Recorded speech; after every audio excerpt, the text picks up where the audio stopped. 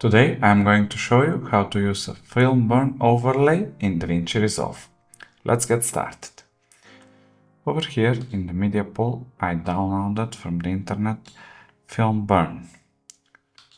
So let's place it here on our timeline, and the first thing that we want to do is change the speed. So let's do like 150 to be more fast.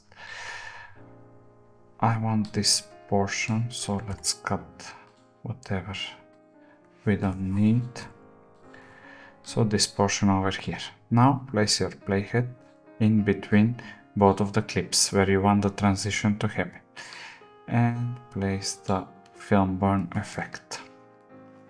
From here go 5 frames from the left side and trim the transition, and also 5 frames on the right side and trim the transition as well. So now select your transition, the film burn effect, and go in the inspector. From here you need to scroll to the composite.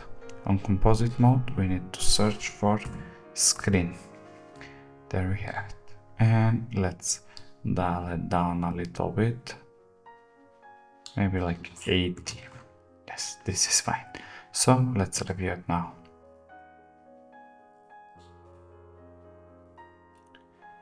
And that's how easy it is to add a film burn transition.